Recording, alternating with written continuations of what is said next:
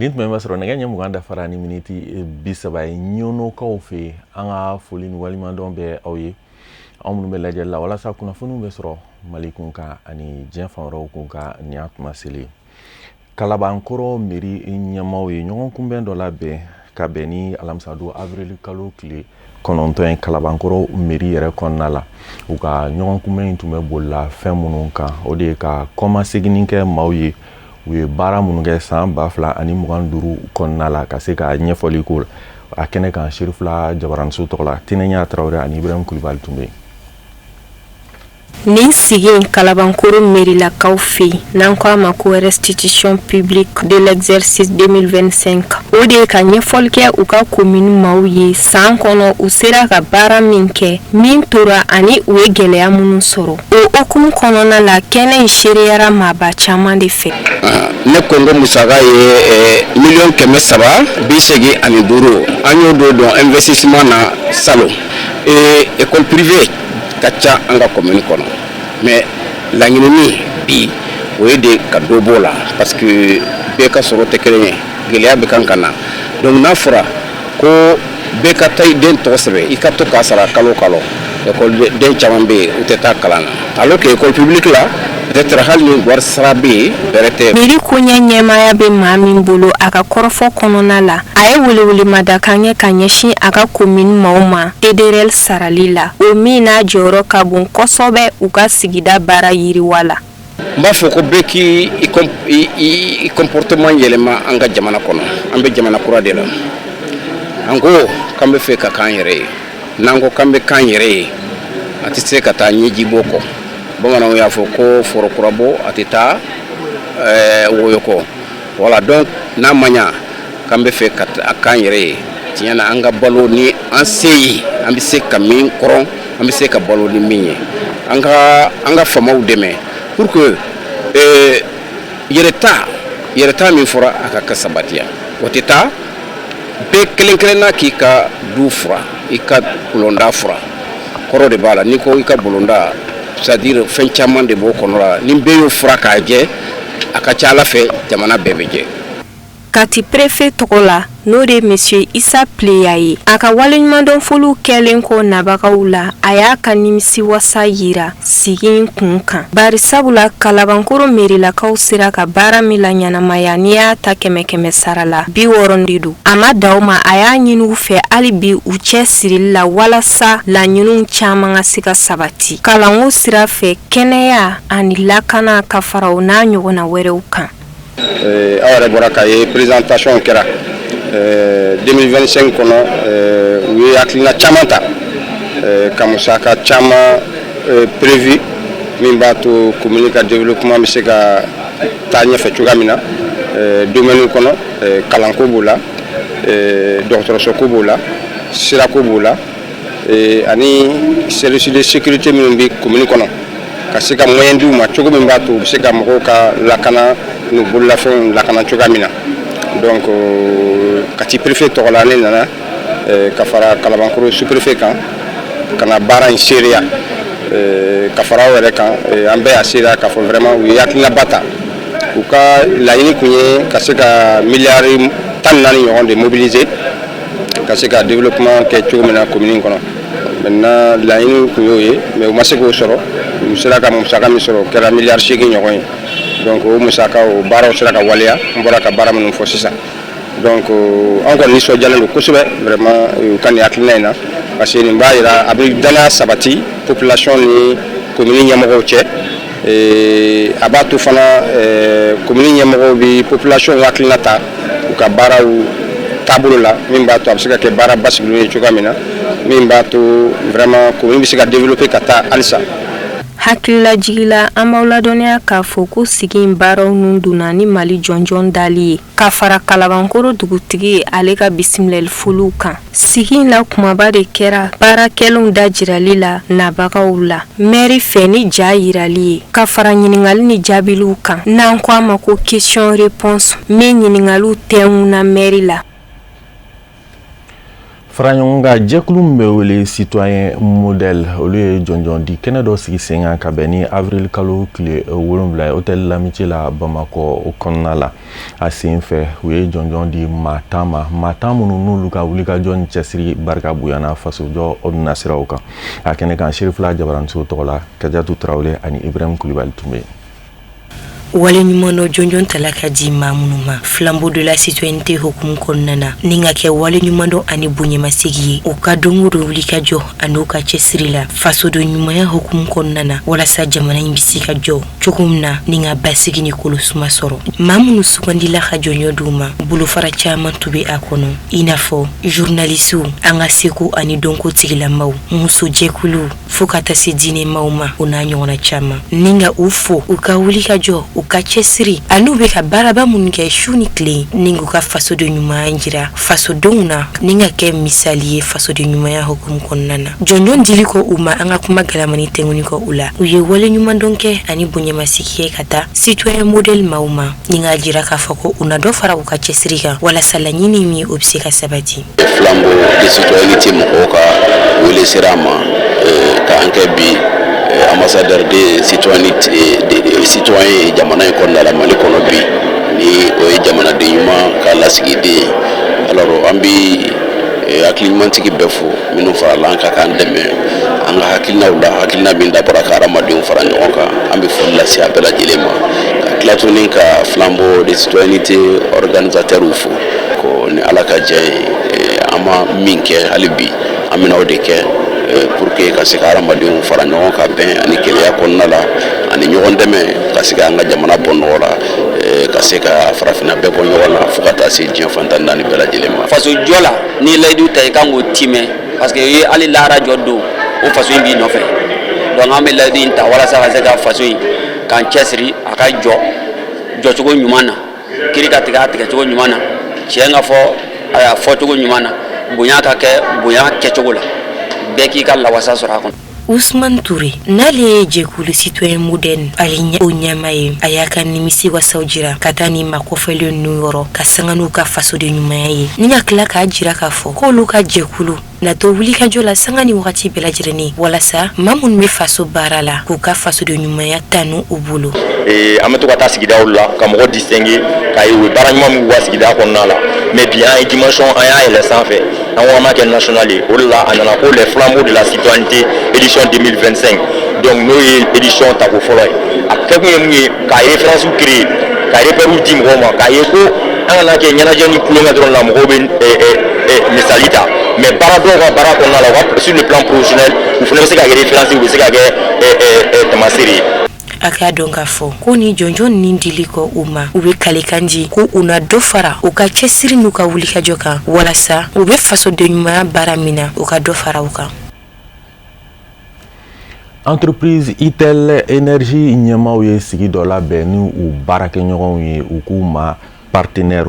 a sigi kun tun ye walasa produit kura minnu b'u u bolo sugu kɔnɔna la ka se k'o yira maaw la a baaraw kɛra ka bɛn ni avril kalo tile 8 hôtel L'Amitié la Bamakɔ kɔnɔna la Itel Energy ɲɛmaw caman tun bɛ a kɛnɛ kan an ka ɲɛmada sɔrɔlenw fɛ ni ɲɔgɔn kunbɛ kɛnɛ min sigilen fɛ n'a labɛnna Itel Energy ɲɛmaw fɛ a kun ye walasa u ka batiri kura minnu bɛ yen batiri minnu nafa ka ca n'i tɛ wari caman bɔ a bi i mago bɛɛ ɲa a fitinin n'a kumaba walasa k'o yira nabagaw la u ka nin batiri minnu ni filɛ ka a yira maaw la u yɛrɛ ka fɔ la a sɔngɔ man ca i mago bɛ fɛn o fɛn na i b'o sɔrɔ a la yelenko nasiraw kan n'a ka di i b'a charger ni courant ye n'a ka di i b'a charger ni panneau ye a bɛ mago caman ɲa k'a sɔrɔ i ma wari bɛrɛ bɔ. An bɛ yan bi ka Itel Energy mɔgɔw ka minɛnw yira an yɛrɛ ka minɛnw don an bɛ panneau batterie convertisseur feere fɛn o fɛn ye solaire minɛnw ye nka bi an kɛlen bɛ k'an sinsin an ka produit ba dɔ kan an b'a fɔ o ma ko all in one donc ale ye produit min na batterie ni convertisseur bɛɛ faralen don ɲɔgɔn kan panneau bɛ baara kɛ n'a ye courant bɛ baara kɛ n'a ye i bɛ se k'a brancher EDM kan et a prix fɛnɛ c'est très accessible. Donc bi an kɛlen don ka an ka point focal k'o ye pour que ka maliyɛnw labɔ kalama welelikan bɛ n bolo ka ɲɛsin malidenw ma o ye u ka na ni produit san k'u yɛrɛ dépanner puisque actuellement an y'a ye k'a fɔ ko coupure fanga ka bon coupure fanga ka bon kosɛbɛ et ni produit c'est pas très cher, ça va permettre aux gens au moins u ka se k'u ka yelenw ta ani ka ventilo ni charge misɛnninw o ye fitini ye a modèle kumaba dɔ b'an bolo pour une famille moyenne o bɛ se ka frigo yɛrɛ ta donc vraiment venez vraiment les acheter, ce sont des équipements qui sont très accessibles u prix ka ɲi kosɛbɛ. Kuma kuncɛ kuma na Itel Energy bɛ yan bi maliyɛnw de kama an tɛ se ka foyi fɔ ka gɛlɛya maliyɛnw ma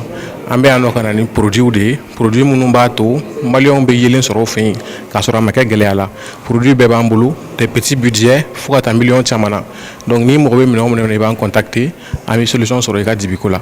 U ni maa minnu bɛ baara kɛ ɲɔgɔn fɛ n'o y'u ka partenaire ye olu y'a yira u ka kuma la k'a fɔ Itel Energy fɛ baaraɲɔgɔnya ko dan dan don ka d'a kan u ka batiri ninnu olu y'a feere maa o maa ma olu bɛɛ ye kuma ɲumanw de fɔ batiri ninnu nafaw ani a baaraɲɔ ɲumanya kan. Comme y'a fɔ n ka kuma fɔlɔ la FL Business Center ye cakɛda ye mun ka baara ye feere ale ni produit lakodɔnni ye an ka baara ni Itel Energy an ka bolodi ɲɔgɔnma kun fɔlɔfɔlɔ tɛ dɔwɛrɛ ye o ye k'u ka produit lakodɔn ani k'u ka produit cari Mali kɔnɔna la. Depuis an ye baara daminɛ Itel Energy fɛ an ye retour positif dɔ sɔrɔ mɔgɔ bɛ mun ye Itel Energy produit san bolo an taara installer fɛ yen u bɛɛ ye kumakan dumanw de fɔ an ye u bɛɛ ye kumakan dumanw de fɔ an ye u bɛɛ b'a Itel produit apprécier o ye fɛn ye mun y'an nimisi wasa kosɛbɛ Itel fɛ baaraɲɔgɔnya la. Ni wagati in na bɛɛ bɛ Mali kuranko gɛlɛya dɔn sisan donc ne b'a fɔ population malienne ye mun ye o ye ka Itel produit san parce que u ka produit ɲɛnamaw de don produit ɲumanw de don a bɛ se ka dɛmɛ wagati jan kɔnɔna la wa produit ninnu wari yɛrɛ ma ca wɛrɛ. Kuncɛ kuma la an bɛ Itel Energy fo u ka ni hakilina ɲuman in na an b'u fo fɛnɛ u ka baaraw la u ka produit kan hali bi u ka baara kɛ kosɛbɛ an bɛ se ka Mali population bɛɛ la nimisi wasa cogoya min na. An b'a ladɔnniya k'a fɔ kɛnɛ in kan ɲininkali jaabiw kɛra sababu ye maa caman garisɛgɛ donna Itel Energy ka produit la. An b'an kun da Côte d'Ivoire jamana kan Mali silamɛw ka jɛkuluba Haut Conseil islamique Maɲɛma groupement des leaders spirituels musulmans du Mali Maɲɛma alisilamɛya dɛmɛtɔn Ansaru ɲɛjɔrɔ an karamɔgɔ Seyd Cherif Ousmane Madani Aidara denkɛ a Seyd Cherif Ahmed Tidjani Aidara ye wajulu kɛnɛ belebele ɲɛnamaya mankaw fɛ yen ka bɛn ni avril kalo tile 8 ye walasa ka se ka alisilamɛya diinɛ sankɔrɔta a kɛnɛ kan Serifula Jabaramuso tɔgɔ la Jagaja Danbele kumakan bɛ lase Samayira Sanogo fɛ. Ma dugudenw fédération Tongoye kɔnɔ Konewari jamana kan ka sanga ni ladala ɲɛmaw yelen ye ɲɛkun kan ka fara jamana ɲɛmaw ka nɔrɔ bila kan politiki ɲɛmaw dakuru ɲɛ kelen cɛ ni muso denmisɛn ni maabakɔrɔ u bɛɛ lajɛlen de bɔnbɛn walasa ka se ka Cherif Ahmed Tidjani Aidara ni a taamaɲɔgɔnw sɛnsɛn ka don ma dugu kɔnɔ o min bɛ taamana Konewari jamana kɔnɔ ni a bɛ waati damadama bɔ ka sanga ni silamɛya dɛmɛtɔn Ansaru ka wele dalen ye a ye ka sanga ni nin ye maa si ma a kanu bani ka wulu ka sigi tɛmɛni u ka yɔrɔ la u ka lakale ye o de kɛra sababu ni lahawlata jama in ka bɔ walasa kana seereya ni donba yi kan min ni don tɔw tɛ kelen ye. Bɛɛ y'i jɔyɔrɔ fa i ka baara labɛn na o la o kosɔn an yɛrɛ kɔni y'a fɔ n'a tɛmɛna n'an ye defo wɛrɛ mɛ baara in kɔni kɛcogo kɔnɔ an yɛrɛ ka labɛn kɔnɔ yan ma an bɛ defo foyi sɔrɔ baara in kɛcogo la an ka labɛn ninnu cogoyaw la. Komi baara ma tɛmɛ cogo cogo i bɛ se k'a sɔrɔ peut-être degun dɔw b'a kɔnɔ ele min bɛ côté dɔw la a bɛ se ka k'i to kɔlɔsi mais baara nin yɛrɛ labɛn kɔni t'an bolo yan tiɲɛ yɛrɛ la an bɛ degun foyi sɔrɔ a kɔnɔ k'a fɔ ko ninnu ka labɛn balala non bon ko an ma se ka ko dɔ kɛ ou bien an ma se k'an jɔyɔrɔ dɔ fɔ a la su ni tile ni ninnu ka ko nana sɔrɔ cogo cogo sɛgɛ foyi t'a la tɔnden bɛɛ pɛrɛlen don a kama a wuli ka jɔw na a n'a labɛnw na wala ni min ma se ka ɲɛ an bolo o y'an dɛsɛlen de ou bien an yɛrɛ ka faamuya dɔgɔya o de b'a to o bɛ se ka dɛsɛ an bolo ɲaniw na k'a sɔrɔ an ka laɲini to. O nisɔndiyalen ka sanga ni bani ka gologasigi yeli ye o cɛ mɔ silamɛya dɛmɛtɔn Ansaru ka fara o kanuɲɔgɔnw kan o ye a kɛ waati ye nisɔndiyaw danganimayali kɔfɛ k'a ɲini nabaw fɛ kulo ɲɛɛlɛ ka jɔ walasa somɔgɔ sama bɛ se sɔrɔ o fɛ. Vraiment an bɛ Ala fo k'Ala barikada ka tila ka Ala fo k'Ala barikada ni an karamɔgɔ de yelen an fɛ Maya bi a ye an nisɔndiya fo k'an sɛbɛkɔrɔ nisɔndiya mais sababu ye national ye an bɛ national fo k'a barikada k'a waleɲuman dɔn foyi tɛ kɛ ni sababu tɛ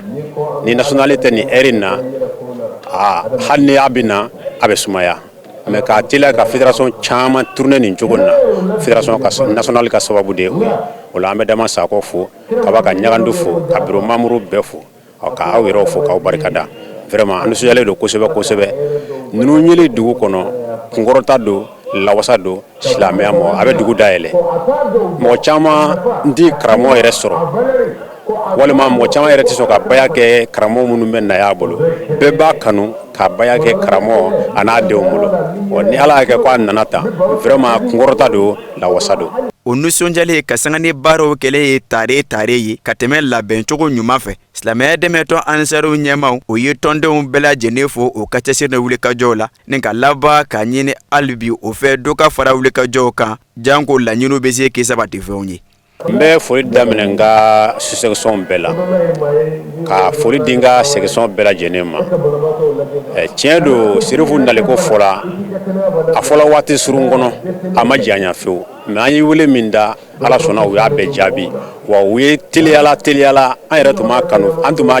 dɔn fewu k'a bɛ se ka teliya ka se o niveau la vraiment n b'u fo n b'u barikada u ka wulikajɔ la karamɔgɔ den nali la musaka min kan ka kɛ ko kan ka kɛ vraiment u y'a bɛɛ lajɛlen kɛ k'a dafa komi an b'a fɛ cogoya min na. a kunbɛlen ye kunbɛlɛcogo ɲuman na ni ka masakɛ sɛnsɛn ka se wajulu kɛyɔrɔ la a Seydou Sherif Ahmed Tijani Haidara a ka kɔrɔfɔ o kɔnɔ a ye foli ta ka ɲɛsin jama kelen-kelenna bɛɛ lajɛlen ma o taamasen na a ka ja ka se kolonɛbɛlɛkuluw ma minnu ka wulikajɔw kɛra sababu don in ka se wa a baaraw ka kɛ nisɔndiya ani farifoni kɔnɔ o waleɲuman dɔ kɛra a fɛ ka sɔnni sigi silamɛya dɛmɛtɔ anisaru olu ka wulikajɔw kan olu minnu kalen kan don ka o seko ni o damayɛrɛ kɛ silamɛya ɲuman yiriwale la min ko hinɛ ni makari yafa ɲɔgɔnma o ni kelenya an ma ladɔnniya k'a fɔ ni wajulusi belebele a bɛ don munumunu salo dɔ kɔnɔ min b'a la ka kɛ bani ka wolo kansigi fɛ kɔnɔwɛrɛ jamana kɔnɔna na ka sangani ye silamɛya dɛmɛtɔ anisaru ka wele dalen ye a ye.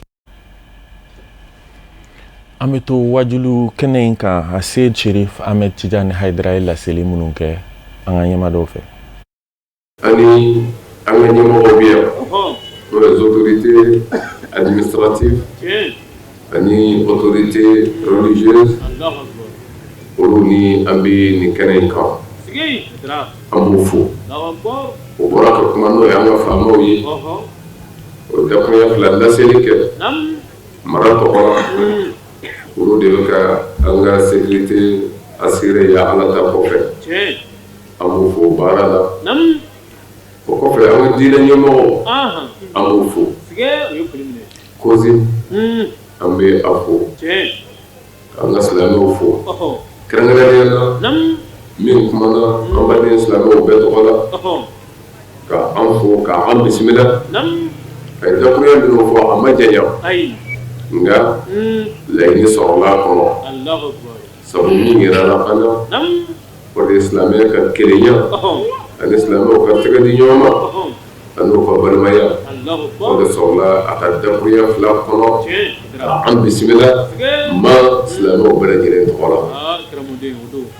alhamdulillah an bɛ yan bi ni jamiyatu ansaaru diin al-islam olu ka ɲinini ye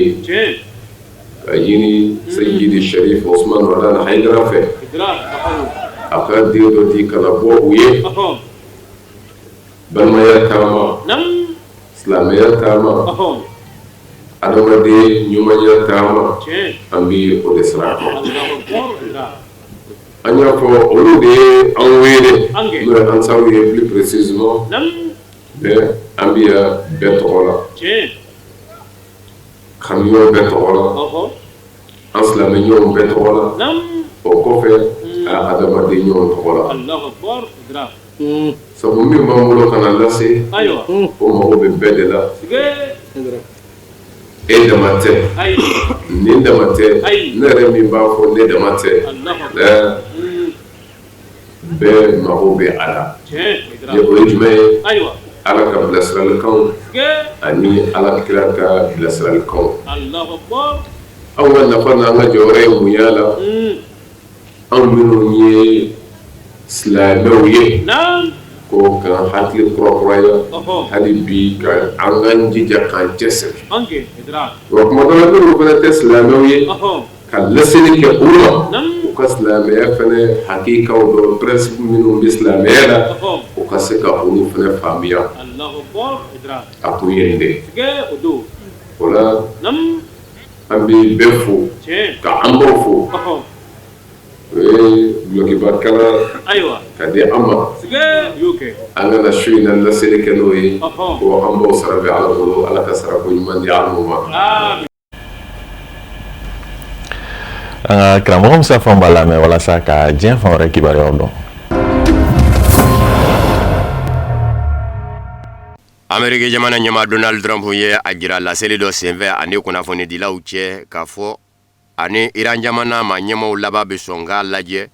ka tɔnɔ bɔcogo ɲini Detora Moscow ko a j'i bolo tɛmɛnin na tajidoni nguruw fɛ i n'a fɔ cakɛɲɔgɔnya jate jɛkulu dɔ bɛ sigi Iran ni Amerika jamana cɛ Amerika ni Iran jamana ka se ka bɔ zalen zaralenw numɔ tajidoni nguruw dɛmɛ dɔ Detora Moscow ko a j'i bolo fɛ. Donald Trump ɲininkalen kunnafonidilaw fɛ kɛrɛnkɛrɛnnen ɲɛna ABC News kunnafonidila dɔ ko Jonathan Kerr yala Donald Trump an y'a mɛn ko Iran jamana bin bɛ ka zale minɛ tajidoni nguruw dɛmɛ dɔ la ko a y'i bolo in fɛ i hakilina da ye mun ye o rɔ Donald Trump y'a yira k'a fɔ ko ɲuman dɔ kɛ don nataw la yɛrɛ mun b'a bali ko Amerika jamana ni Iran jamana ka se ka jɛkulu sigi ka kɛ zale minɛnbaw ye tajidoni nguruw dɛmɛ dɔ la Detora Moscow ko a y'i bolo fɛ. Yani nin kuma kuncɛ Donald Trump fɛ Irankaw fɛ tajidonunaw ka jɛkulu min bɛ yen a babu sentigi Amidu Husseini kun ye a jira Financial Times kunnafoni diso la k'a fɔ Iran jamana tajidoni nguru ni bɛ tɛmɛ Detora Moscow ko a j'i bolo fɛ dolari wari dɔrɔmɛ 1 i b'o sara bariko 1 na mugu mankan dalen kɔ Iran jamana ni Amerika jamana cɛ. Wa ni kuru o kuru bɛ yen ko Iran jamana sigara o la a bɛ se k'o lajɔ ni k'o larawe n'o ye k'o sɛgɛsɛgɛ k'o kɔnɔfɛn si dɔn. O fana dafɛ Amerika jamana ɲɛma Donald Trump ka danga jamana ɲɛmaya la J.D. Vance kunnafonidi kɛnɛ senfɛ ale y'a yira k'a fɔ Amerika jamana ni Iran jamana kɛra basigi karamɔgɔ ye ka sɔn sigi ka fɔ mɔ kɔnɔnajɛlenya la ni Amerika jamana ye ko Amerika jamana bɛ se ka fɛn caman lase Iran jamana mɔ. Kɛrɛnkɛrɛnnen ɲɛna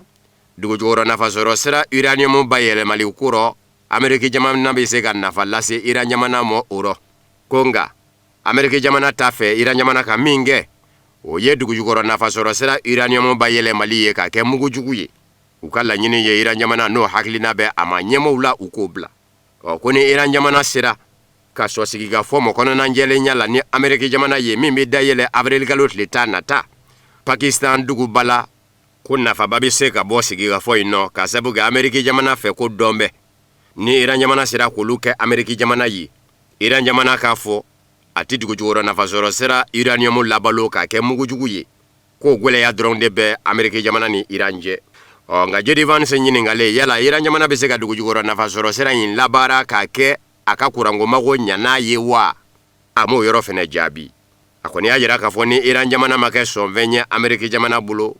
ko a laban tɛna nɔgɔya u ni ɲɔgɔn cɛ ko nka dama la k'a fɔ Iran jamana ma ɲɛmaw na sɔn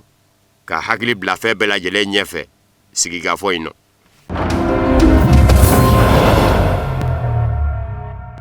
Bani Israɛla jamana a bɛ ka tɛmɛ ni bundeli ye Liban jamana kɔnɔ diinɛ bolofara Hezbollah nɔfɛ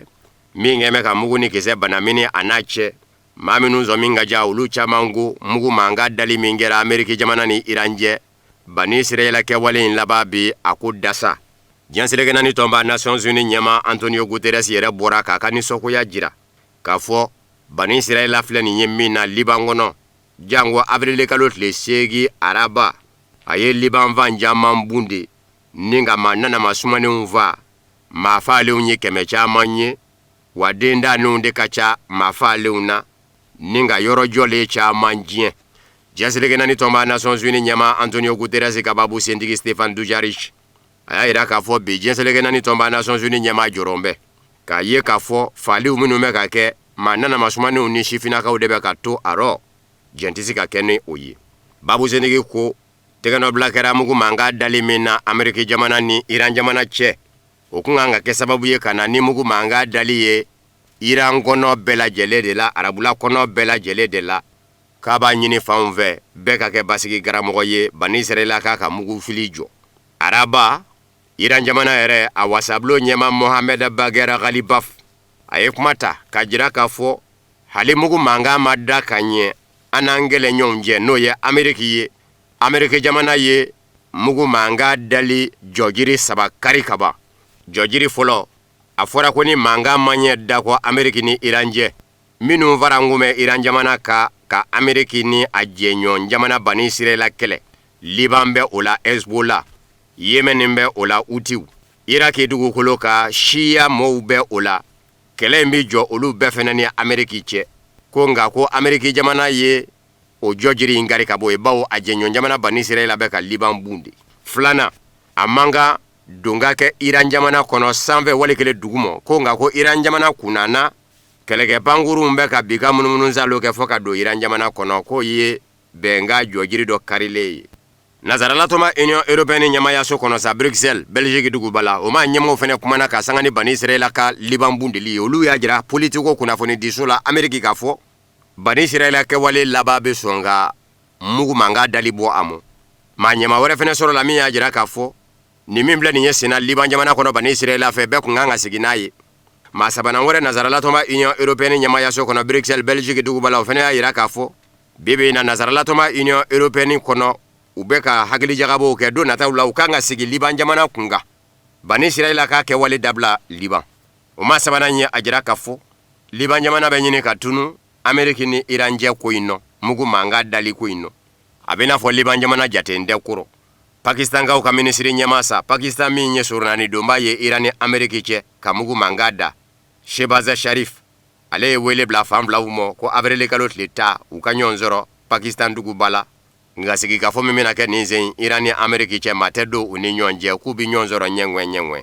A bɛ kɛ Pakistan dugubala Islamabad. Bani Israɛla ma ɲɛmɔgɔw sɛbɛkɔrɔ dimi bɛ Ameriki jamana ɲɛma Donald Trump bolo munna sɔnna ka mugu manga da ani Iran jɛ ka sɔrɔ a ma bonya don u rɔ. Kɔrɔfɔ mɛnna ka bɔ Wall Street Journal kunnafoni diso de la k'a ye min minɛ ka bɔ Bani Israɛla ma ɲɛmɔgɔw yɔrɔ ko Donald Trump sɔnna ka mugu manga da ani Iran jamana cɛ. Bani Israɛla yɛrɛ ma sigi n'a ye fiyewu k'a fɔ Ameriki jamana ni Iran na ɲɔgɔn faamu. A bɛ bala min na Ameriki jamana ɲɛma Donald Trump desina ka minisiri ɲɛma Benjamin Netanyahu wele Bani Israɛla wa ni Iran jamana ɲɛma wanzera ka bɛn k'a dɔ ka mugu manga da dɔgɔkun fila o ma bɛn Bani Israɛla minisiri ɲɛma Benjamin Netanyahu mɔ nka a sɔnna Donald Trump bolo ten a dɛsɛlen. Bani Israɛla y'a jira k'a fɔ hali ni mugu manga dara Donald Trump fɛ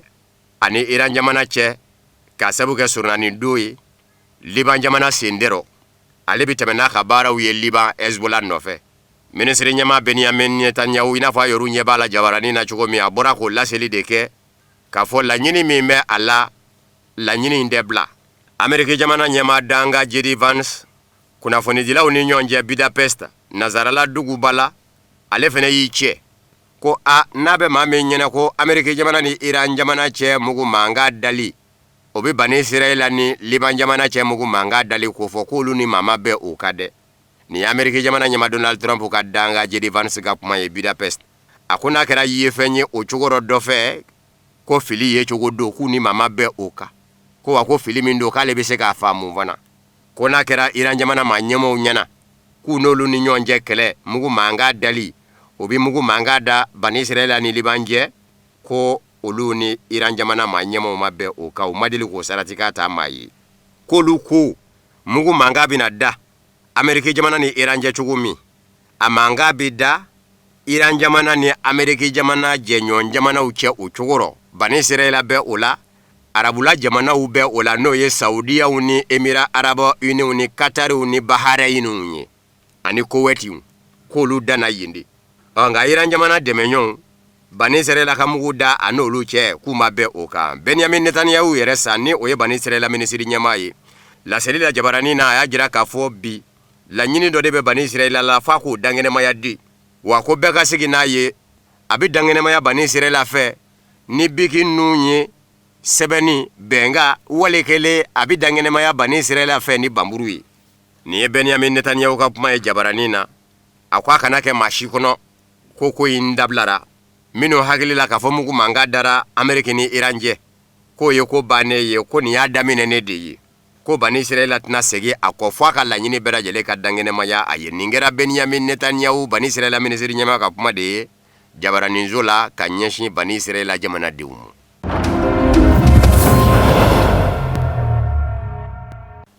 Ameriki jamana ɲɛma Donald Trump ye OTAN tɔn jamanaw ka kɛlɛbolo ɲɛmaaba bisimila Ameriki duguba la Washington a fɛ. A se Donald Trump y'a yira OTAN ɲɛmaaba la k'a fɔ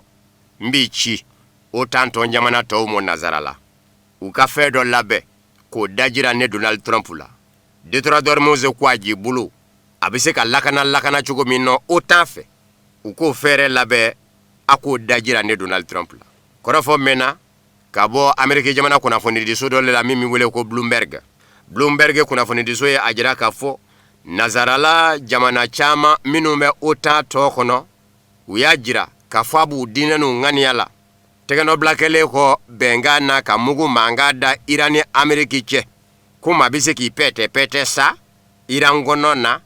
ka don Ameriki jamana ɲɛma Donald Trump fɛ. Détonateur Mose ko a j'i bolo lakananin nɔ. Nga Ameriki jamana ɲɛma Donald Trump b'a fɛ de nazarala jamana ninnu OTAN kɔnɔ u ka saratika de ta a ye ko a j'i bolo in lakana cogo rɔ a n'a bɛ lakana cogo min na u k'o bɛɛ ɲɛfɔ fana. A y'o de da OTAN kɛlɛbolo ɲɛmaaba Mark Rutte tulo kan a kɛlen k'o bisimila Ameriki duguba la Washington a fɛ yen. Nga maa minnu zɔn min ka jan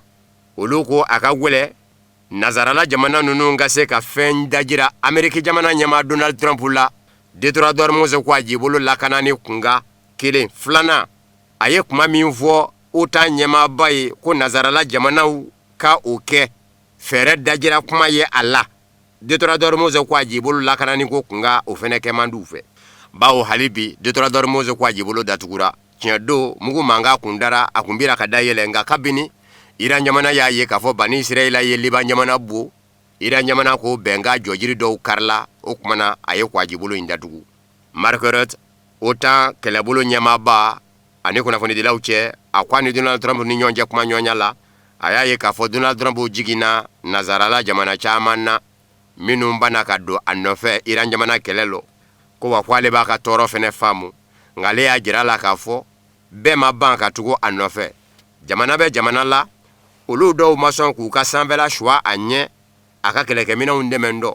Dɔw yɛrɛw ye u ka dugukolo labila a ye surasiya daga yɔrɔw minnu b'a bolo o jamanaw nɔ a k'a ka baaraw kɛ Irangamo ye k'ale y'o dajira Donald Trump la. A ko ani Donald Trump ni ɲɔgɔn cɛ kuma ɲɔgɔnya a kɛra bonya ni karama kɔnɔ k'a kɛra tema fila ka ɲɔgɔn sɔrɔ kumaw ye. O fɛnɛ bɛ faamu bawo don min na Mark Rutte bɛ sigi OTAN ɲɛmaaya la nazarala tɔnba Union Européenne jamana ɲɛmaw ani minnu ye nazarala jamanaw ye k'u bɛ OTAN na u y'a kanu ka Mark Rutte sigi ka sabu kɛ Donald Trump natɔ kun don jamana ɲɛmaaya la Ameriki kunna n'i ma maa bila a kunna maa min bɛ se ka kɛ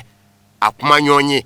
kuma bɛɛ i da bɛ sɔn ka don kuma nɔ. O de y'a to nazarala jamanaw ye Mark Rutte kɛ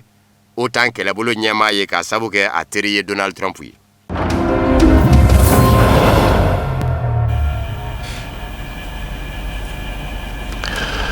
Foli kɛrɛnkɛrɛnnen bɛ kɛ k'a ɲɛsin an ka techniciens ma o fana de bɛ dan sigi bi bamanankan kunnafoniw na minnu sera ka fara ɲɔgɔn kan ka bɛn ni tuma in ma kunnafoni di so ɲɛmaaso fɛ an tɛ a ka lajɛliw la a k'an bɛn n'Ala sɔnna a ma.